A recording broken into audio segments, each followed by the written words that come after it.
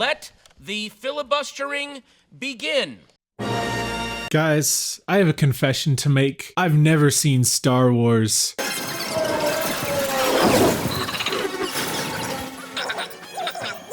Now, you might be wondering, why are you making a Star Wars video if you've never seen Star Wars? And to tell you the truth, it's because I found this script on a napkin and I said, this is great, somebody needs to make this video, and I'm the guy for the job. Seems like everybody's got a problem with Star Wars these days. My biggest problem is that the Book of Boba Fett should have been the Star Wars Godfather. I mean, watch the teaser for that show and you'll get an idea of what I'm talking about. He ices Bib Fortuna like it's no big deal, and then in the actual show, he acts like a nice guy. Barney the dinosaur type morals in a Star Wars show. Like, no, this is not what we were promised. Jabba ruled with fear.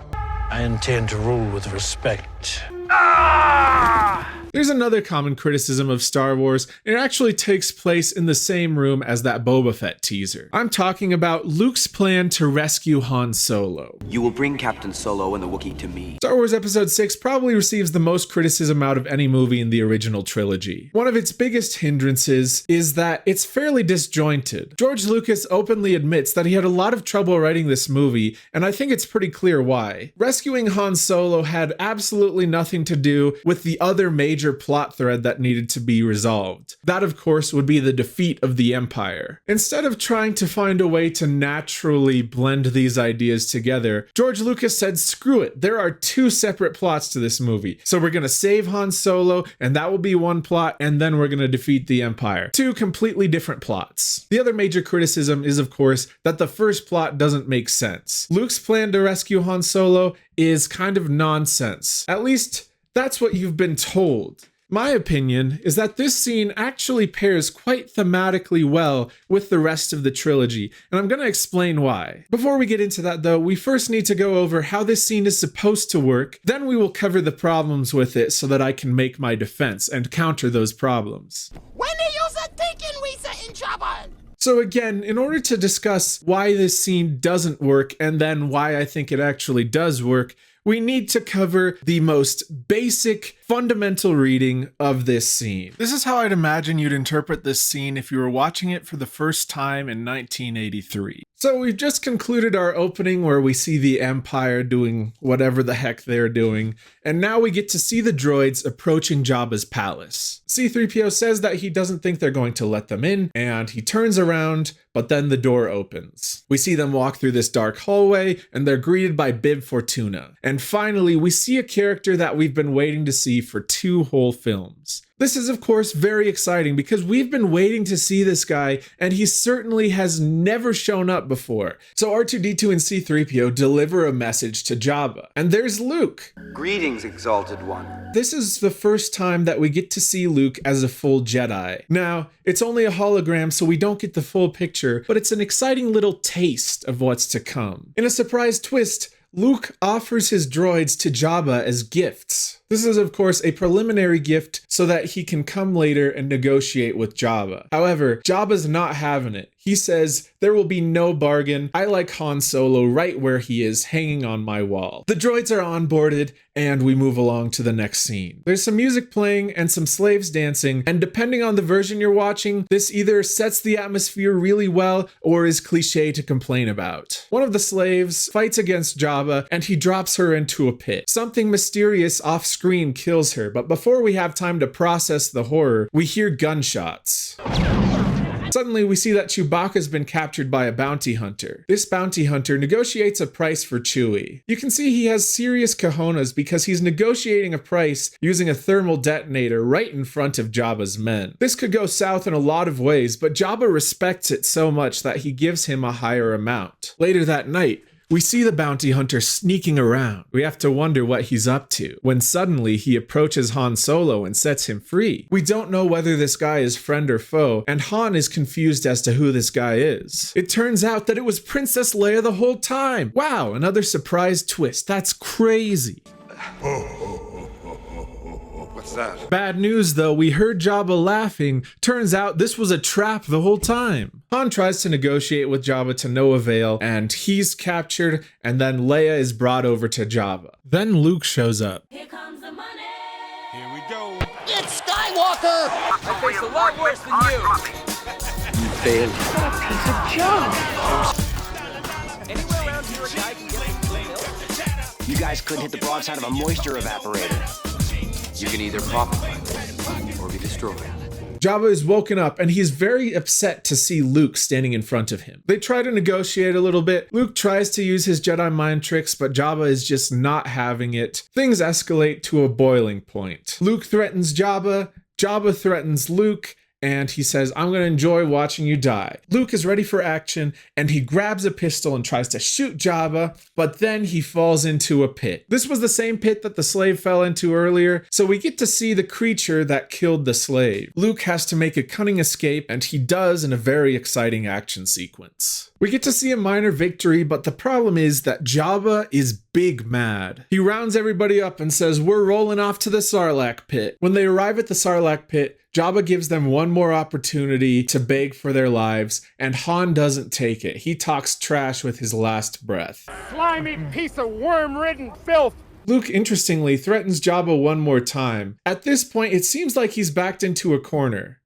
Free us or die. However, he starts giving signals and something is about to go down. He signals to R2-D2 and R2 launches him a lightsaber as he does a little bit of acrobatics to maneuver away from getting executed. He jumps back up, grabs his lightsaber and kills everybody. Then we get one of the most iconic action sequences in Star Wars. Luke wrecks everybody and Princess Leia has an opportunity to take revenge on Jabba. They escape and everyone goes on their way, happily ever after. What a fun and exciting journey. I'm sure that nobody will have any problem with this exciting sequence. So anyway, all this excitement has gotten you very hungry. You go home and open your fridge, start looking for some food. As you think back on the movie, you think about Luke's plan, and suddenly you come to a realization. That made absolutely no sense! Alright, so now that we've gone over how the plan is supposed to work, let's dive into why the plan makes no sense. To be transparent, my main source for this part is the Cosmonaut Variety Hours video. I looked into quite a bit of criticism, but his stuck out to me the most, so if this section seems similar, that's why. So the droids go in first, and they have a message to deliver to Jabba. Luke tries to negotiate, but it doesn't work, and he gives the droids as gifts to Jabba. Now we have to wonder, was Luke just ready to give up his droids that we've been on this journey with throughout the entire first two movies? That seems a little strange. And Jabba's not going for it, so we're down 2 droids and have gained absolutely nothing. So far, not a great plan. Also note that C-3PO is fitted with a restraining bolt and R2 is not. That's awfully convenient. Leia shows up disguised as a bounty hunter and she offers Chewbacca for a price. She goes through a negotiation process with Jabba, which if you think about it, seems kind of useless. So what if he was like, okay, just use the grenade, you idiot. You'll kill everybody and then you're not gonna get paid. Why does she even need more money from Jabba? This serves no purpose. I don't understand why this is here. So anyway, the negotiations work and now they're down Chewbacca. So Jabba is in possession of the droids and Chewbacca is imprisoned. So far, batting 0-3. Not a good situation. That's bombing. Now Leia sneaks in and breaks Han out, and that doesn't work. So basically, we just went from bad to worse, because now Han is imprisoned as well, Leia is enslaved, and just to remind you, we have 2 droids that have been given to Jabba, and Chewie is also imprisoned. Everyone is getting screwed over by this plan. Also, Lando's been sitting here. What's he doing? We never see him do anything throughout this entire plan. So then Luke shows up and he demands to take Han and Chewie back and he's willing to pay a hefty price for them. But wait a minute, what about Leia? Are you gonna negotiate for her freedom? You will bring Captain Solo and the Wookiee to me. Some rescue. Jabba does not listen yet again, so you've accomplished nothing. And then Luke grabs a gun out of nowhere and Jabba drops him into the pit. Was this part of the plan? Luke fails to shoot Jabba, and yet as the scene progresses, we see that there's still more to the plan, because when we arrive at the Sarlacc pit, Luke nods at everybody like this was the plan the whole time.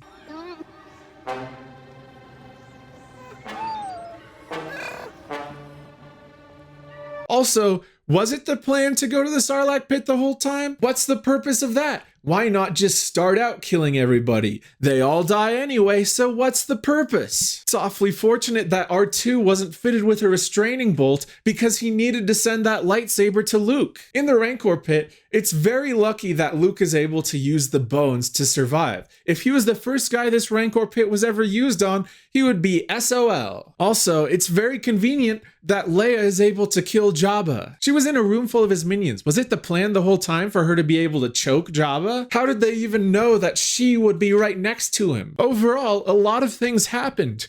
But the only thing that needed to happen would be that Luke shows up, turns his lightsaber on, and kills everybody. I actually bought the whole novelization and read through it just to see if it helps us understand Luke's plan. And I think it was actually fairly counterproductive. Oh shoot, I threw that at my dog and she's gonna eat that book. Wah. Book's not for you, sorry. In the book, it talks about Luke's plan constantly. Lando says he's the ace in the hole for the plan, and yet there is nothing that he accomplishes, even in the book. I mean, he kind of helps Han out, but the ace in the hole? No, you're just kind of standing by and waiting to save Han, and Han actually saves you. So what is your purpose as the supposed ace in the hole, Mr. Lando? Also, Luke says that the reason he wanted to go out to the Sarlacc pit was so that he could fight in the open. But if you've ever played Star Wars Battlefront, you know that a Jedi fighting in the open is not optimal. You want to be running through corridors and slicing people up, which Jabba's palace is perfectly situated for you to do. What you don't want is for your opponent to have high ground that you need to climb up to. That's ridiculous. They're able to free fire on him if they want to. Luke. I have the high ground. You underestimate my power. It would be way better to start off at Jabba's palace, not endanger any of your friends, and just kill everybody. So yeah, that's my explanation of why this doesn't work. I tried my best to explain it in as good of faith as possible so that if anyone comes in here with criticism of the scene, they feel like I've accurately explained it. Also, in order to counter an explanation, I feel like I need to show it in the best light possible. So I hope that worked, but now I'm going to get into my explanation of why I think this scene actually kind of works. To do that though, we're not going to dive right back into the scene. Instead, I want to approach Star Wars from a thematic perspective. Please God, let me meet her.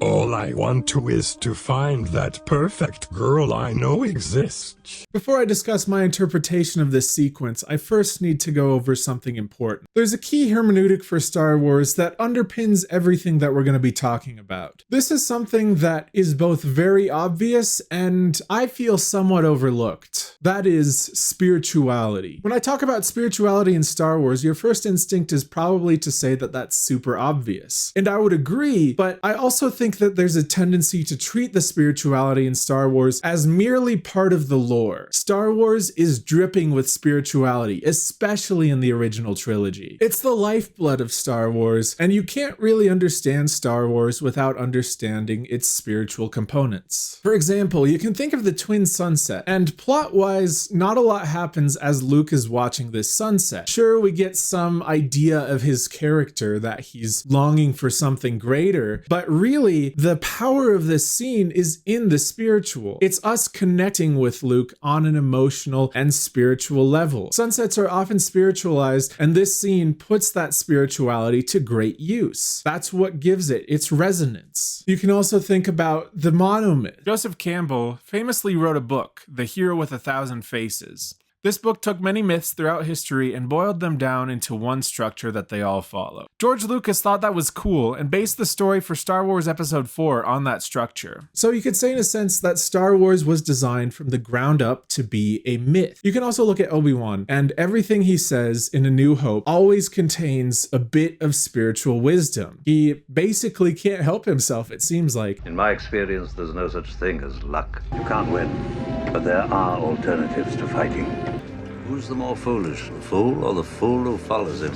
At every opportunity that he has to drop a little nugget of spiritual wisdom, he will do so, because as the mythological wise man, that's very much his function. Specifically within spirituality, I want to talk about one thing, and that one thing is the spiritual trial. Now, the spiritual trial is something that I'm defining here as an event which has two components to it, both a literal interpretation and a spiritual interpretation. And it's specifically putting someone's soul on trial to see whether they are worthy. Whenever we talk about spiritual trials, there will always be some spiritual force that is giving out the spiritual trial. This could be a very powerful person, or it could be God, or the gods, or whatever have you. But the point is that a supernatural being is testing the soul of an individual. The first example you might think of would be Beauty and the Beast. In Beauty and the Beast, an old lady comes to the prince's castle and asks for shelter. He refuses to give her shelter, and he condemns his own soul in the process. The old lady then reveals that she's a witch and curses the prince to be turned into a beast. So the prince was put on spiritual trial, and he fails the trial. For she had seen that there was no love in his heart. Another example of a spiritual trial is the sword and the stone. There's a sword and a stone, and whoever is able to take it out will become the next king. Many people try to pull the sword out of the stone, but none of them are capable. Even the strongest men are unable to take the sword out of the stone. However, King Arthur is able to take the sword out of the stone. Why is that? Well, he does so with good intentions. He is looking to serve his master. Because he is trying to grab the sword for honorable reasons, he doesn't know that he's going to become king, but he's given that authority.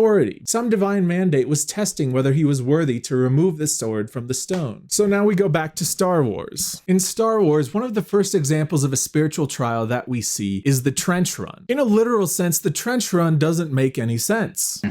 Think about it, it makes sense. They go down this long trench in order to get their one shot to shoot torpedoes into the exhaust port. The logical thing to do would be to approach from the outside and not from the trench. Or if you must fire the torpedoes from the trench, at least fly in a little closer. They have plenty of room. They certainly do not need to fly all the way from the back of the trench in order to shoot the torpedoes into the exhaust port. Why do they do that? Because it's a spiritual trial of some sort. Each pilot is tested to see whether they are worthy of destroying the Death Star, and many come close but fail. Ultimately, Luke is able to destroy the Death Star because he rejects the technological and embraces the spiritual. In that way, he passes the test. Star Wars Episode 5 could be considered entirely a spiritual trial for Luke. The movie starts out and Luke is attacked by a Wampa. In the cave, he wakes up and has to grab his lightsaber with the Force. He's barely able to do so, and it tests his limited knowledge of the Force. If he didn't train, then he would have died. Soon after he exits the cave, he comes across the ghost of his master. He tells him to go to Dagobah to meet the Jedi Master Yoda. Luke flies to Dagobah and is soon met by the Jedi Master himself. However, the Jedi Master does not reveal himself. Instead, he acts like an innocent, albeit obnoxious character. Yoda is doing this to test Luke's spirit. He has been watching Luke from the distance for years and believes that Luke is too impatient, and also that he refuses to live in the moment. Instead, he's constantly looking to the future, away from the present. So when Yoda tests him, he's testing to see if that's changed, and it hasn't. Luke is still the same guy who refuses to live in the moment. Luke fails this spiritual test, and the only way that Yoda is able to be convinced to train Luke is by Obi-Wan's intervention. As Yoda is training Luke, another trial pops up. Luke goes into a dark part of the forest and comes across an apparition. In a literal sense, we don't know what this apparition is. We don't know whether Yoda set it up or whether it's purely an illusion or exactly what's going on. It's never explained to us. It doesn't make sense purely in terms of plot. Spiritually, though, this scene is intensely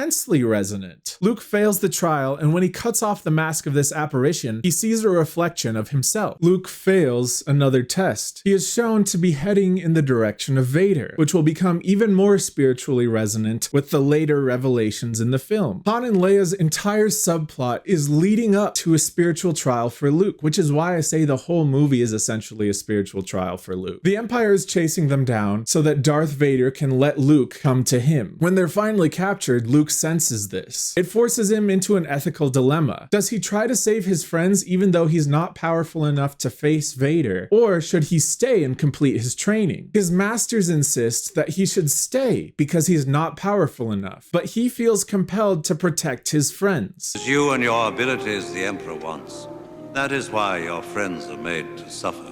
That's why I have to go. Ultimately, he goes to fight Vader. The lightsaber duel with Darth Vader technically doesn't matter. Darth Vader is so powerful that Luke doesn't stand a chance. Instead, this lightsaber duel is yet another spiritual trial that Luke has to go through. Vader is testing him to see whether he can join the dark side. Ultimately, Luke is put into a corner and Darth Vader tells him, "I'm your dad, either join me or die." And Luke says, "Cool, I will die." In the last moment, after several failures, Luke succeeds in the ultimate spiritual test. When put in a corner and his life is on the line, he would rather die than join the dark side. Luckily, he escapes and we get episode 6. So we're gonna skip over the Jabba the Hutt scene for a moment and talk about the final spiritual trial. The lightsaber duel in episode 6 is a two-way spiritual trial. Luke is being tested to see whether he can be brought to the dark, and Vader is being tested to see whether he can be brought to the light. Ultimately, Vader is brought to the light, and that's the end of the story.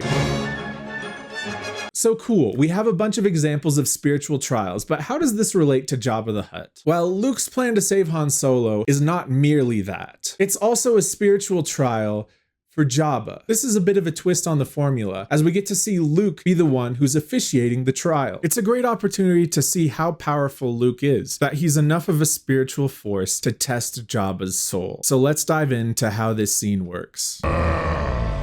Skywalker key. You came here to kill Jabba. So before I begin my explanation, I just want to make one thing clear. This explanation will not make this sequence logically airtight, but I think in the broad strokes, this explanation works quite well. It's important to note, though, that the sequence doesn't need to be entirely airtight because Luke is so strong. Part of what you have to consider is that Luke is very capable of showing up and killing everybody.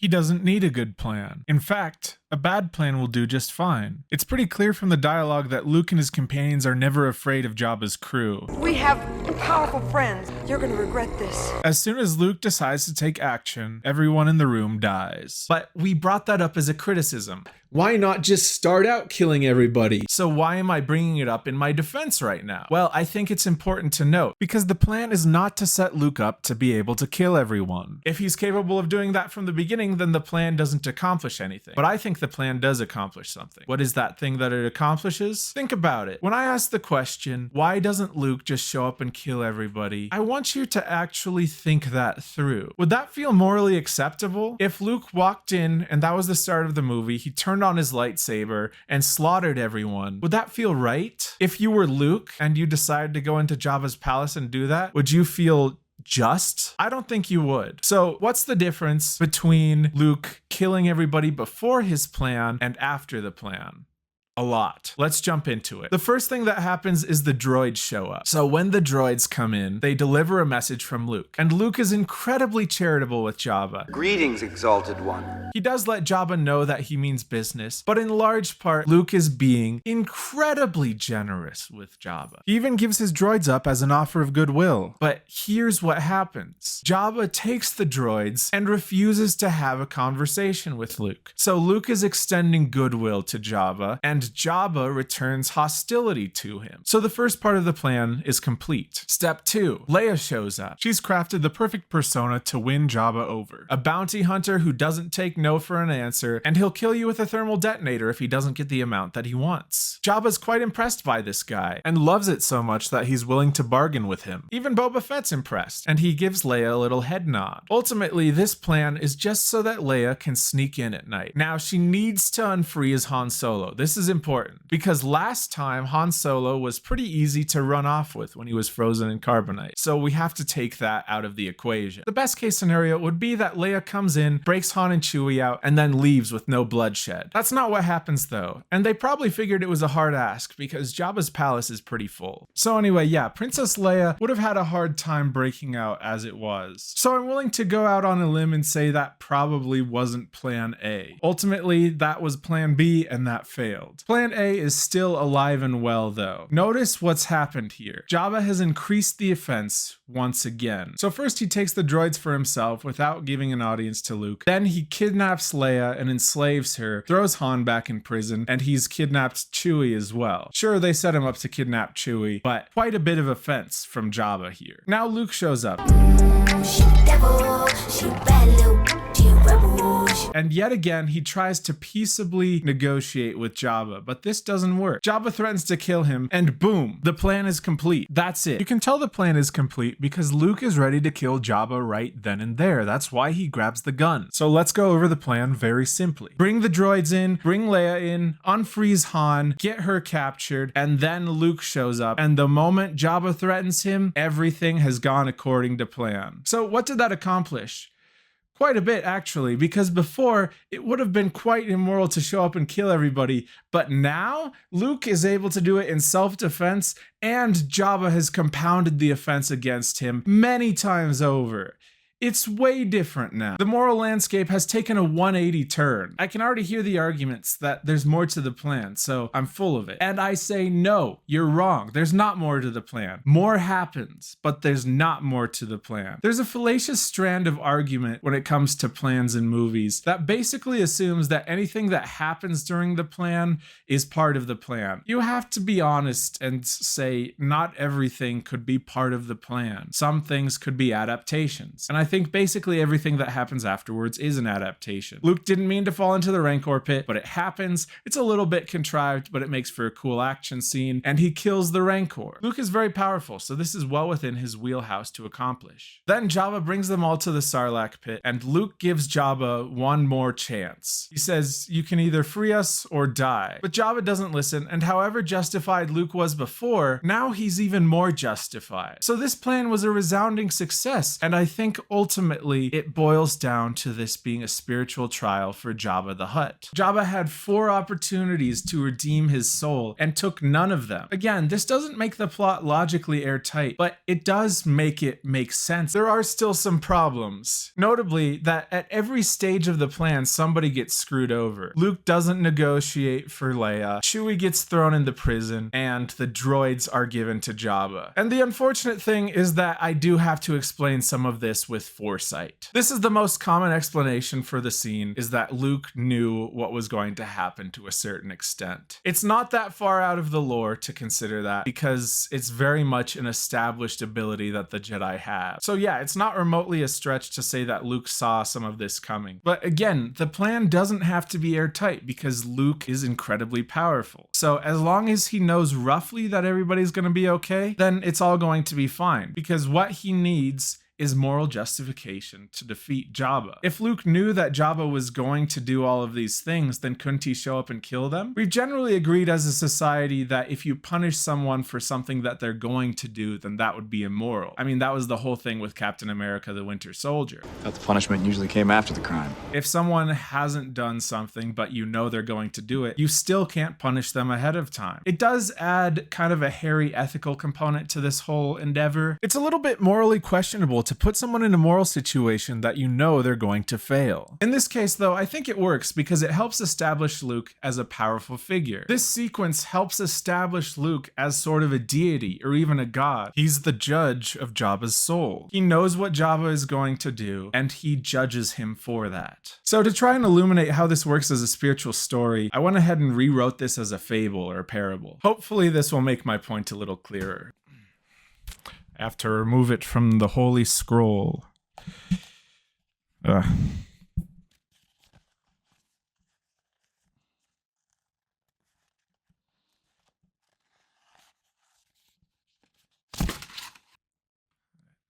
once was a man who owed a great debt to a merciless king. The king sentenced the man to be imprisoned for the rest of his life. Unbeknownst to the king, this man was the friend of a great and powerful wizard. The wizard was capable of immense destruction, but he was also a merciful man. When he heard his friend was imprisoned, he sent 2 of his servants with a letter to the king. In the letter, he offered his servants in exchange for the freedom of the man. The king would not hear it. Instead, he took the servants for himself and would not bargain. The wizard was a patient man and sought to overlook this offense. The man's lover was a friend of the wizard, and she snuck into the king's king's court late at night to set her lover free. She broke the man out, only to find out a trap had been set for her. The king's guards waited for her and captured her as soon as she broke her lover out. The king enslaved the woman and kept her in his royal chamber, chained to his own throne. Finally, the wizard came to negotiate himself. The king would not hear him out. He sentenced the wizard to be eaten by a beast that he had imprisoned. The wizard was quite capable, though, and slew the beast without a weapon. The king was greatly angered at the wizard and ordered that he and his friends should be beheaded. He lined them up, but the wizard was entirely unfazed. He threatened the king, demanding he either free them or die. The king laughed at the wizard. Surely this wizard was in no position to negotiate. However, the man's servant had hidden a weapon, and before anyone could react, he gave it to his master. After offering every opportunity for mercy, the wizard's patience had run out. He slaughtered the king's men without second thought. The prisoner's lover, who was chained to the king's throne, used that same chain to strangle the king. With all being said, and all being done, this advice is for all, to be ignored by none, whether helpless peasant or powerful king. When it comes to true power, you can't do a thing. So be careful who you anger and who you enrage, for your pride might kill you before your old age. I was ready to stay home and binge watch Netflix, but somehow I let you talk me into coming to this thing. So that's my best explanation for this scene. For some reason, people get really attached to their plot holes and they act like you're gaslighting them if you try and explain them away. And to those people, I offer a heartfelt sorry. Anyway, those are some of my thoughts on Star Wars and spirituality. I actually originally wanted to make a video about Ahsoka and the death of spirituality in Star Wars, but I spent so long working on the last video that I feel like it would be too late. But if you'd be interested in hearing more on spirituality in Star Wars, let me know. I might not do it even if you guys want it because I kind of just do whatever I want, or I might do it if nobody asks. So, you know, do whatever you want. Also, if you plagiarize this script, then you're a very bad person, and I hate your guts. Yes, Trent Grauman, I'm speaking to you. Why did you plagiarize my script? I know you did it. Stop lying. Wait a minute. Dang it!